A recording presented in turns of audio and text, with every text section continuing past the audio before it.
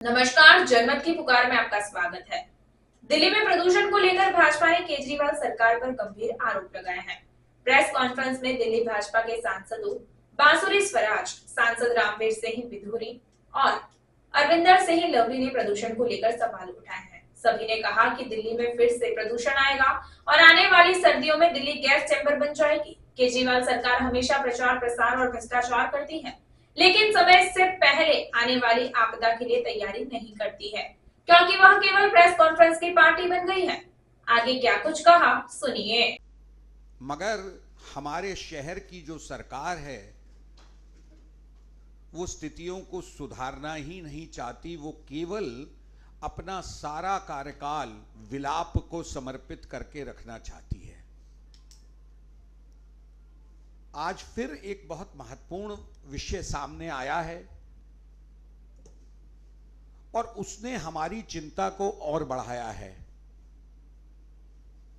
आज हमारी पार्टी का वरिष्ठ नेतृत्व, अभी कुछ दिन पहले तक दिल्ली विधानसभा में नेता प्रतिपक्ष और अब हमारे दक्षिण दिल्ली से सांसद, पार्टी के वरिष्ठतम नेताओं में से एक श्री रामवीर सिंह विधूड़ी जी इस सारे विषय को आपके समक्ष रखेंगे जो हमारी चिंता का कारण है, शायद आपकी भी चिंता का कारण है।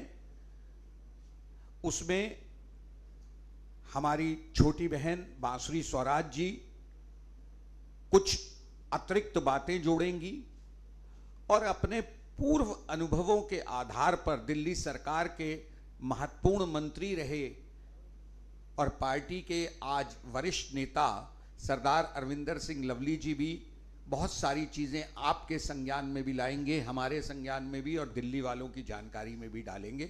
मैं माननीय रामवीर सिंह विधूड़ी जी से अनुरोध करूंगा कि वो प्रेस वार्ता को प्रारंभ करें।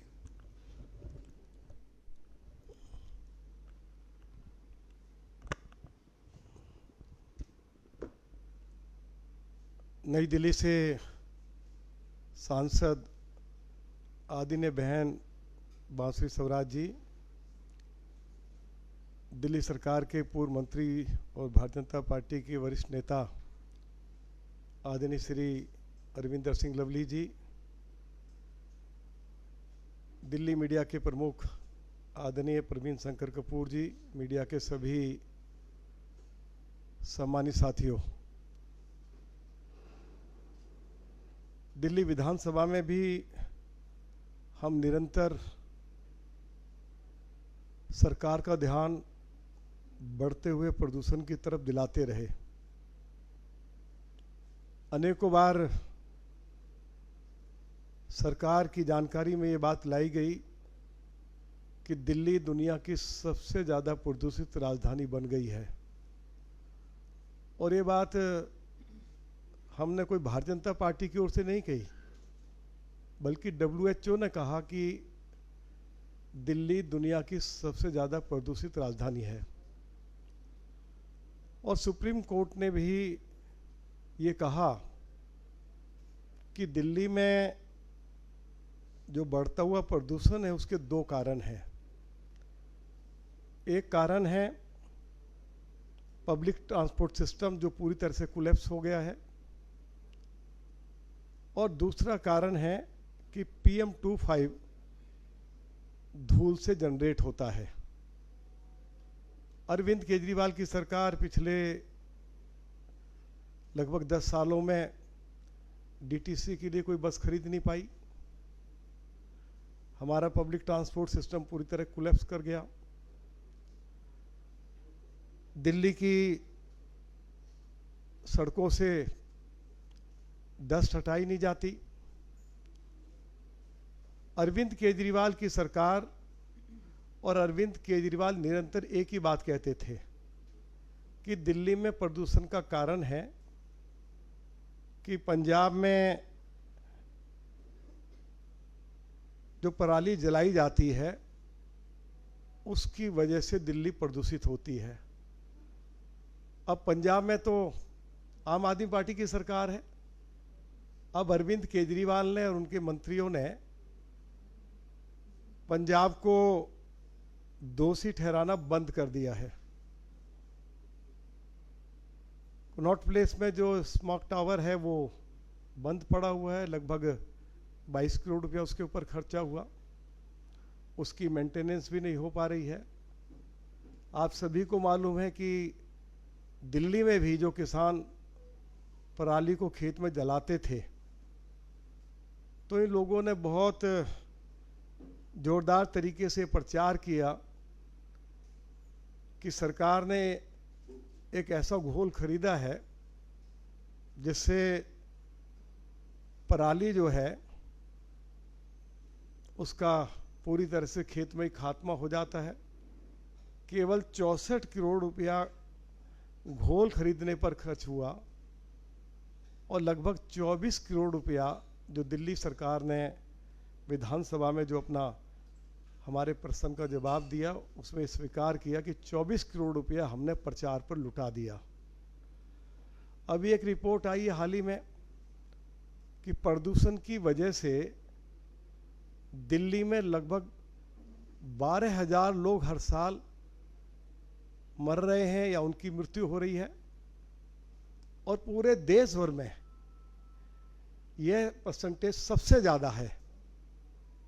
तो क्या अरविंद केजरीवाल या उनकी सरकार या आतिशी इस पर कोई जवाब देगी?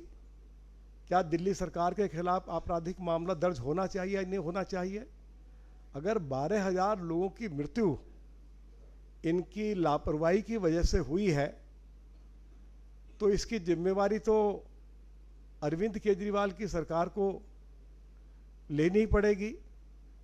और केंद्र सरकार की ओर से प्रदूषण को कंट्रोल करने के लिए धनराशि उपलब्ध कराई गई है दिल्ली सरकार को, उसका 70% अनस्पेंट रहे, तो क्या आतिशी या दिल्ली सरकार के मंत्री इस पर कोई अपना जवाब देंगे? तो मैं उनसे इस मामले में जरूर जवाब चाहता हूं। मैं अंत में एक बात कहकर अपनी बात को समाप्त करूंगा। पिछले 2 दिन से आतिशी लगातार एक बात कह रही है कि केंद्र सरकार की ओर से दिल्ली के विकास के लिए कोई धनराशि उपलब्ध नहीं कराई जाती है। मैं उनको आपके माध्यम से जानकारी देना चाहता हूं। लगभग 60,000 करोड़ रुपया भारत सरकार के सड़क और परिवहन मंत्रालय ने दिल्ली के अंदर हाईवेज के ऊपर, फ्लाईओवर्स बनाने के ऊपर खर्च किया है। दिल्ली पुलिस का सारा खर्चा केंद्र सरकार देती है। दिल्ली सरकार के जो अधिकारी कर्मचारी रिटायर हो जाते हैं उनकी पेंशन दिल्ली सरकार देती है। एनडीएमसी का खर्चा भारत सरकार देती है। डीडीए का खर्चा भारत सरकार देती है। और भारत सरकार के जितने भी हॉस्पिटल्स हैं उसका सारा खर्चा भारत सरकार उठाती है। दिल्ली के अंदर यदि कर्तव्य पथ बना है तो भारत सरकार ने बनाया है। दिल्ली को यदि नया पुलिस हेडक्वार्टर बना के दिया है तो भारत सरकार ने बना के दिया है। दिल्ली में यदि 1.5 किलोमीटर लंबी टनल बनाई गई है तो भारत सरकार ने बना के दी है। दिल्ली में 2 world class convention centre Dwarka में या प्रगति मैदान में बनाए गए तो भारत सरकार ने बनाए हैं। यदि बदरपुर विधानसभा क्षेत्र में दुनिया का सबसे बड़ा इको पार्क 600 करोड़ रुपया खर्च करके बनाया जा रहा है तो भारत सरकार बना रही है। डीएनडी कालिंदी कुंज से एक 6 लेन का हाईवे जो बड़ौदा मुंबई हाईवे को जोड़ेगा, जिसके ऊपर 6,500 करोड़ रुपया खर्च हो रहा है, वो भारत सरकार कर रही है। तो भारत सरकार दिल्ली के विकास के ऊपर लगभग 1,63,000 करोड़ रुपया खर्च कर रही है। ये मैं आतिशी को जानकारी देना चाहता हूं। कृपया वो जो हर रोज झूठ बोल रही हैं वो अपने आप को करेक्ट कर लें। आज ये विषय नहीं था, आज विषय प्रदूषण को लेकर था, लेकिन क्योंकि उन्होंने कल भी प्रेस कॉन्फ्रेंस की थी और इस विषय पर आज भी प्रेस कॉन्फ्रेंस की है, इसलिए आज मुझे उसका जवाब देने की मैंने आवश्यकता महसूस की है। मैं इन्हीं शब्दों के साथ अपनी बात को समाप्त करता हूं। बहुत बहुत धन्यवाद। बांसुरी स्वराज जी।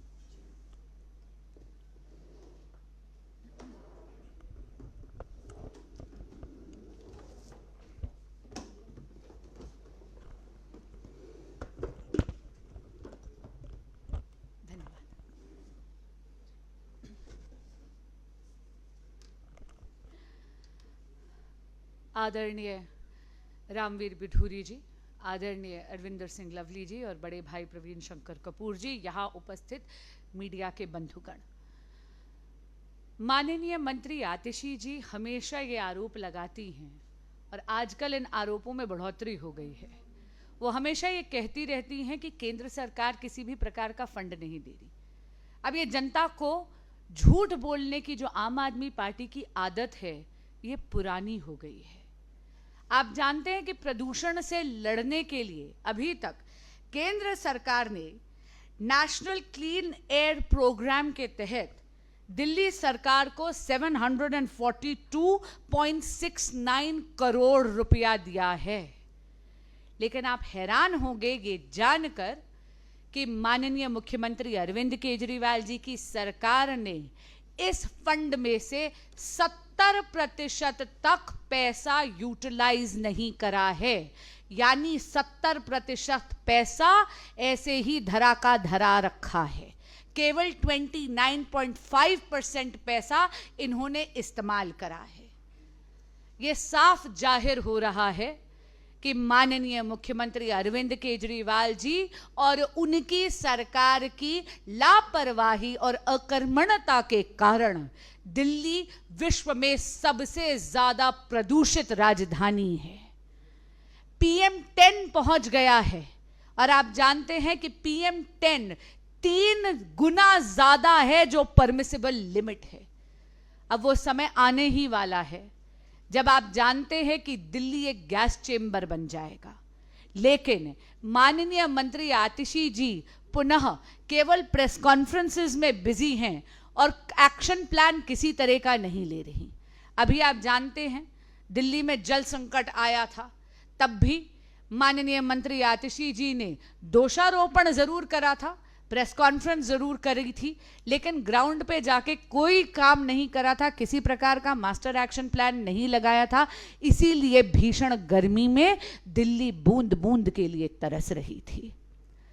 उसके बाद अब बारिशें आने वाली हैं। एक बरसात आई और वही दिल्ली जो बूंद बूंद के लिए तरस रही थी, पानी से ही त्रस्त हो गई। पूरी की पूरी दिल्ली जलमग्न हो गई, क्योंकि माननीय मंत्री आतिशी जी ने और केजरीवाल सरकार ने ड्रेन्स की सफाई नहीं कराई, मॉनसून की कोई प्रिपरेशन नहीं करी।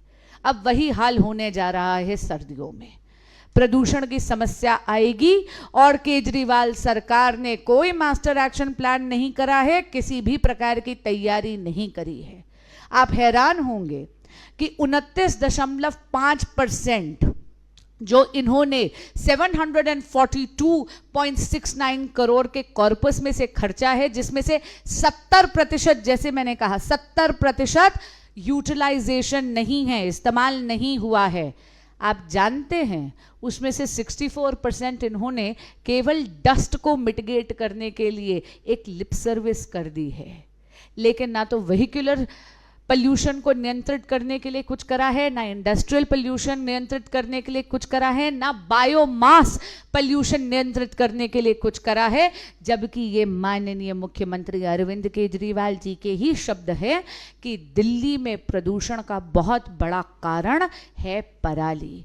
इसीलिए आज आपके माध्यम से पहले तो मैं माननीय मंत्री आतिशी जी और उनकी सरकार से जवाब मांगती हूं कि नेशनल क्लीन एयर, ये जो हमारा प्रोजेक्ट है, नेशनल क्लीन एयर प्रोग्राम के तहत 742.69 करोड़ में से 70% फंड अंडर यूटिलाइज्ड या इस्तेमाल क्यों नहीं हुआ है।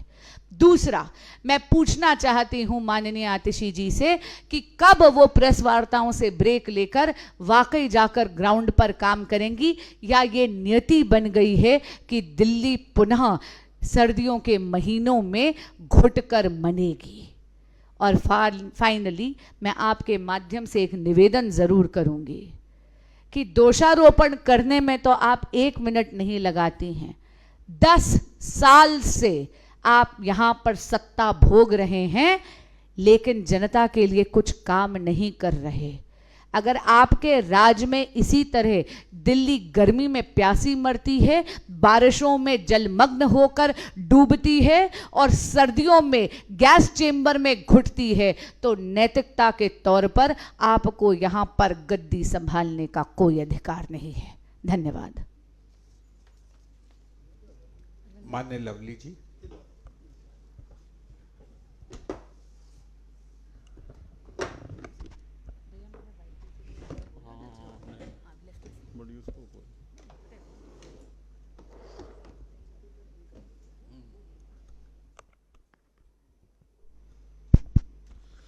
धन्यवाद प्रवीण शंकर जी। रामवीर सिंह विधूड़ी जी ने और बांसुरी जी ने जो बात रखी उस बात को के साथ अपने आप को जोड़ते हुए मैं 4-5 प्रमुख बातें आप लोगों से करना चाहता हूँ। प्रथम बात यह है कि आप सोच रहे होंगे कि इस समय पोल्यूशन के ऊपर हम लोग क्यों बात कर रहे हैं। निश्चित रूप से अनस्पेंड बजट का इशू है जिसको रामवीर जी ने और बांसुरी जी ने उठाया, लेकिन आप और हम सब लोगों के लिए चिंता का विषय यह है कि अमूमन तौर पे जुलाई और अगस्त ऐसे महीने होते हैं जहां AQI लेवल सबसे बेस्ट होता है दिल्ली में। उस समय अमूमन दिल्ली के अंदर दिल्ली के स्टैंडर्ड्स के हिसाब से 87 के करीब जुलाई और अगस्त के महीने में AQI लेवल रहता है, और वो इसलिए रहता है क्योंकि बारिश का मौसम होता है, मौसम में ह्यूमिड होता है, तो उस नाते कहीं ना कहीं से थोड़ा सा पोल्यूशन का लेवल टैकल हो जाता है। आज सुबह जब आप लोग अपने घर से निकले हैं,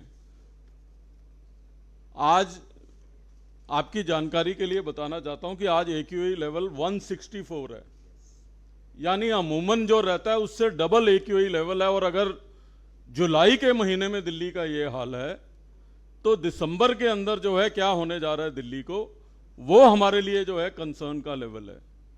आप सब लोगों को ध्यान होगा कि पिछले साल दिसंबर में लगभग 348 टू 370 तक जो है AQI लेवल गया था, जो खतरनाक AQI के सारे मापदंड जो है वो क्रॉस कर गया था। यहाँ तक कि छुट्टियां होने की बात और लॉकडाउन जैसी सिचुएशन दिल्ली के अंदर आई थी। उसके बाद इस सरकार की स्थिति ये है कि एक कदम पॉल्यूशन की तरफ जो है इस सरकार ने नहीं बढ़ाया है। अभी पिछले दिनों एक तमाम भारत के जो लंग्स स्पेशलिस्ट हैं उनकी एक कॉन्फ्रेंस हुई थी। उसमें दिल्ली के जो लंग स्पेशलिस्ट हैं उन्होंने ये कहा था, और एक ऐसे डॉक्टर ने कहा था जो दिन में 15 से 20 लंग्स के ऑपरेशन करते हैं, उन्होंने कहा था I am yet to see a pink lung in Delhi, even for non smokers. उनके भी लंग जो हैं वो ठीक नहीं है दिल्ली के अंदर। इस स्थिति के अंदर आम आदमी पार्टी ने जो है वो दिल्ली को पहुंचा दिया है।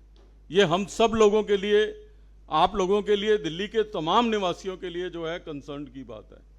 और जिस दिल्ली के अंदर ये स्थिति हो कि जुलाई के महीने के AQI 164 हो, उसकी सरकार अपना पैसा नहीं, सच बात तो ये है कि जो दिल्ली की स्थिति है, दिल्ली का एक डेडिकेटेड बजट दिल्ली के अंदर पोल्यूशन को दूर करने के लिए रखना चाहिए इस सरकार में, क्योंकि दिल्ली सरप्लस रेवेन्यू का स्टेट है। और दिल्ली सरप्लस रेवेन्यू कोई अभी नहीं बनी है। दिल्ली सरप्लस रेवेन्यू 93 से लगातार जो है दिल्ली सरप्लस रेवेन्यू स्टेट रही है। तो सरप्लस रेवेन्यू स्टेट का बजट जो है वो इन पॉल्यूशन को दूर करने के लिए रखना चाहिए। लेकिन ये सरकार जो है केंद्र सरकार द्वारा दी गई राशि भी, जिसका जिक्र बांसुरी जी ने किया, उसको भी जो है 70% के करीब जो है वो खर्च नहीं कर रही है। तो इससे ज़्यादा शर्मनाक बात किसी भी सरकार के लिए क्या हो सकती है। और तकलीफ और चिंता की बात यह है कि इस सरकार ने पोल्यूशन के लिए कोई मापदंड, कोई रोड मैप, दिल्ली का पोल्यूशन क्यों हो रहा है, किस कारण से हो रहा है। रामवीर सिंह जी ने, अभी विधूड़ी जी ने जिक्र किया कि बार बार अरविंद केजरीवाल पराली का नाम लेके अपने आप को टाल देते थे। अब पंजाब में भी उनकी सरकार है। बांसुरी जी ने बताया कि 30%, 29 पॉइंट समथिंग जो है केवल खर्च किया इन्होंने, बाकी बजट खर्च नहीं किया। मैं उस बात के साथ एक बात और आपको बताना चाहता हूं। आप जानते हैं कि 23 स्टेट्स और बाकी यूटीज में सबसे कम अगर किसी ने खर्चा किया है तो दिल्ली की सरकार ने किया। दिल्ली एकदम लोएस्ट में है उस डाटा के अंदर। और आपको पता है कि दूसरे नंबर पे कौन है जो कम खर्च करने वाला? दूसरे नंबर पे है पंजाब। और दिल्ली और पंजाब में कॉमन चीज क्या है कि दोनों में आम आदमी पार्टी की सरकार है। तो ये पार्टी जो है वो निश्चित रूप से केवल और केवल प्रेस कॉन्फ्रेंस की और झूठे आरोपों लगाने की राजनीति करना चाहती है, लोगों के स्वास्थ्य के साथ खिलवाड़ कर रही है। और मैं रामवीर सिंह विधूड़ी जी की इस बात को दोहराता हूं और उनके साथ समर्थन में ये बात कहता हूं कि निश्चित तौर पे इस सरकार के खिलाफ क्रिमिनल प्रोसीडिंग्स होनी चाहिए। और इसकी, क्योंकि इसके लिए कोई एक मंत्री जिम्मेवार नहीं हो सकता। एनवायरनमेंट मिनिस्टर निश्चित रूप से जिम्मेवार है। पूरी की पूरी कैबिनेट इसके लिए दोषी है। पूरी सरकार के खिलाफ जो है वो क्रिमिनल प्रोसीडिंग्स होनी चाहिए। और इनको अभी तक यही नहीं मालूम कि दिल्ली में पोल्यूशन कैसे होता है। आप जानते हैं कि 40% दिल्ली का जो पोल्यूशन है वो व्हीकलर पोल्यूशन है और तकरीबन 38% के करीब डस्ट पार्टिकल्स की वजह से दिल्ली में प्रदूषण है। यानी 78% of the total pollution of Delhi is because of vehicular pollution and dust particles, जो अपने आप में कितना खतरनाक इंडिकेशन है। और इन दोनों चीज़ों को दूर करने के लिए दिल्ली की सरकार को किसी का समर्थन या कहीं पे गुहार लगाने की जरूरत नहीं है। ये इस सरकार की नालायकी की वजह से नहीं हो रहा है। मैं खुद ट्रांसपोर्ट मिनिस्टर रहा हूँ लंबे समय तक। अब दिल्ली में डस्ट क्यों होती है, प्रश्न ये उठता है। दिल्ली में डस्ट इसलिए होती है कि दिल्ली के जो प्रोजेक्ट्स हैं, चाहे वो फ्लाईओवर्स के हैं, अंडरपासेस के हैं, और दिल्ली में सबसे बड़ी कंस्ट्रक्शन एजेंसी दिल्ली की मेट्रो है कि सड़कों पे जो काम होता है, सेंटर वर्जिस के ऊपर प्लांटेशन ठीक रखने में ये सरकार नाकाम हुई है। बाहर जाएंगे तो पत्तों पे देखेंगे इतनी इतनी मिट्टी है, वो पत्ते वॉश होने चाहिए, वो ये वॉश नहीं कराते। और पूरी की पूरी नॉन गवर्नेंस का मॉडल है जो डस्ट का है। अब मैं दिल्ली मेट्रो की बात कर रहा था। दिल्ली मेट्रो इस बात के लिए जानी जाती थी कि वो समय से पहले अपने काम करती थी। मुझे आज भी याद है कि एज अर्बन डेवलपमेंट और ट्रांसपोर्ट मिनिस्टर होने के नाते मैं हर हफ्ते एक दिल्ली मेट्रो की रिव्यू मीटिंग रखता था, जिसमें दिल्ली मेट्रो के साथ दिल्ली के ऑफिसर्स को बैठाते थे, एसडीएम्स को, डीसीज को, एनवायरनमेंट डिपार्टमेंट को, कि जो भी दिल्ली मेट्रो के काम्स के अंदर हर्डल्स आ रहे हैं वो वीकली बेसिस के ऊपर जो है वो दूर हो जाएं। इसीलिए दिल्ली मेट्रो समय से पहले काम करती थी। आज दिल्ली मेट्रो के सारे प्रोजेक्ट डिले क्यों हो रहे हैं? वो इसलिए हो रहे हैं कि इस सरकार में एनवायरमेंटल क्लियरेंसेस दिल्ली मेट्रो को नहीं मिल रही। एसडीएम और डीसीज को जो उनको लैंड एलोकेट करा के देनी है, एक्वायर करके देनी है या क्लियर करा के देनी है, वो टाइम से नहीं हो पा रही। और छोटे से छोटे काम के लिए, ये तो मैं इस मौके पे धन्यवाद भी करना चाहूँगा एलजी साहब का, कि उनकी इंटरवेरेंस से ही थोड़ा मोड़ा जो काम चल रहा है वो चल रहा है। ये सरकार हाथ के ऊपर हाथ रख के बैठी हुई है। वो क्लियरेंस नहीं देने की वजह से दिल्ली में डस्ट पार्टी प्रोजेक्ट डिले हो रहे हैं। फेज 3 डिले हो गया जो 2015 में खत्म होना था। फेज 4 की तो बात ही छोड़ दीजिए, जिसकी वजह से दिल्ली के लोगों को डस्ट पार्टिकल के वजह से पोल्यूशन होने का। अब बसें अगर दिल्ली में नहीं खरीद रहे, 2013 में जो है डीटीसी की 6342 बसें थी दिल्ली के अंदर, और डीटीसी फायदे में था। डीटीसी के अकाउंट उठा के देख लीजिए, 2010 से लेके 2013 तक मुनाफे वाली जो है वो DTC used to be the spine of Delhi.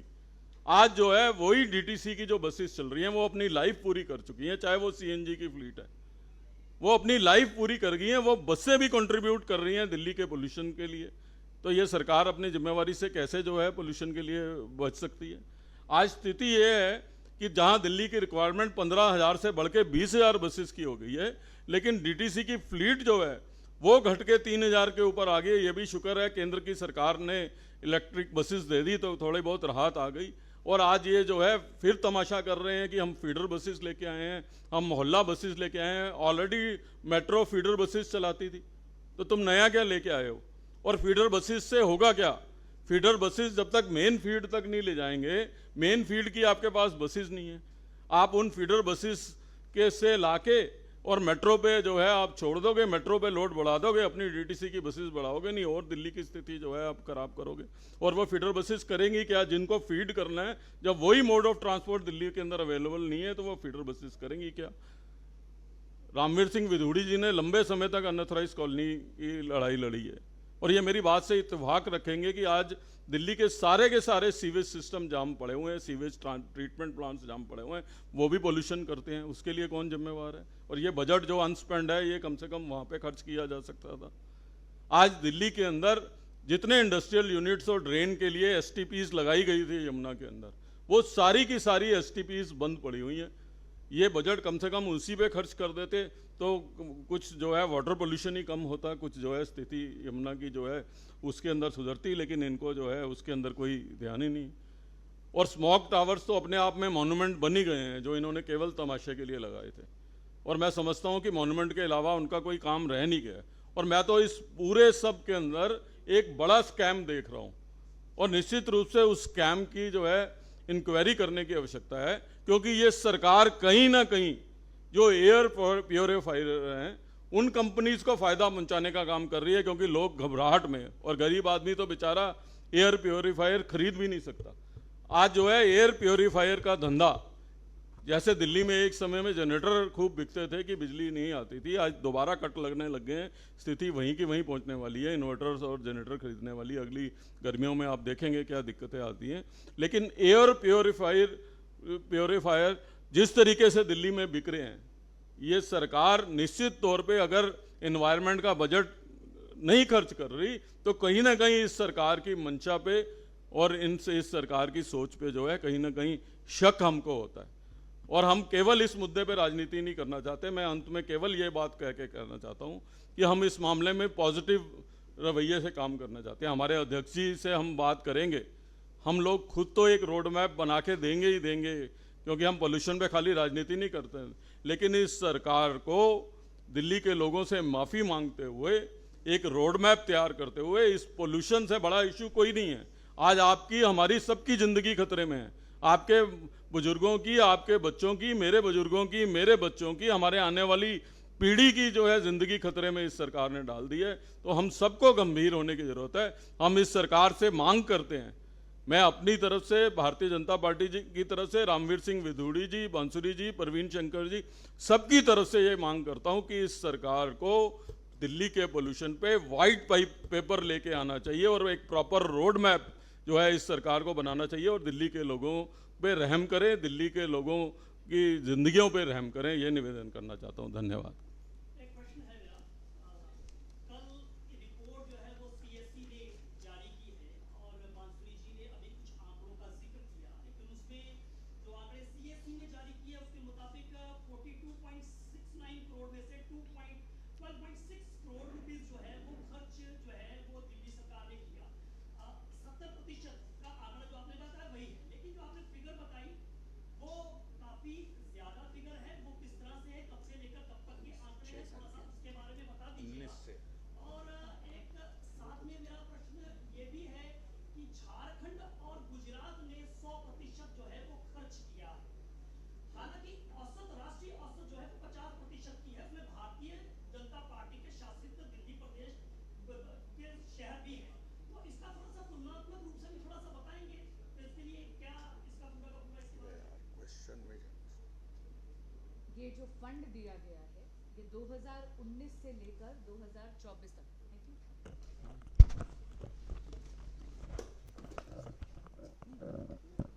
जी कोई बात। ये जो फंड है ये 2019 से लेके और 2024 तक की मैं बात कर रही हूँ। इसमें 742.69 करोड़ दिल्ली सरकार को केंद्र सरकार ने नेशनल क्लीन एयर प्रोग्राम के तहत दिया था, जिसमें 212.6 करोड़ रुपया ही केवल इस्तेमाल करा गया है 2019 से लेके 2024 तक। 29.5% is only what has been spent. 70% पैसा इसमें इस्तेमाल नहीं करा गया है। आपकी बात बिल्कुल सही है, गुजरात ने 100% अपना जो पैसा है वो इस्तेमाल करा है। इसके अलावा अगर आप देख लें, यहाँ पर बोला जाता है कि सबसे बड़ा जो रीजन है पोल्यूशन का वो पराली बर्निंग है, लेकिन सबसे ज्यादा यहाँ पर उसको अनदेखा करा गया है। अगर आप पूरी की पूरी डिस्ट्रीब्यूशन देखेंगे, इसमें या जो बात झलक कर आती है वो ये है कि जनता को भ्रमित करना है ये कह के कि केंद्र सरकार कोई पैसा नहीं देती, जबकि 742.69 करोड़ पैसा केंद्र सरकार ने ही दिया है। और दूसरी बात है, प्रेस कॉन्फ्रेंसेस में से अगर ये राहत लेके ग्राउंड पे काम करेंगे तभी तो जाकर इस पैसे का इस्तेमाल कर कुछ तो प्रदूषण को नियंत्रित करने के लिए काम कर। अगर आपने हमारा अभी तक चैनल सब्सक्राइब नहीं किया है तो कृपया चैनल सब्सक्राइब कर लें, लाइक करें, शेयर करें, कमेंट करें। तो मिलते हैं फिर किसी और खबरों के साथ। नमस्कार।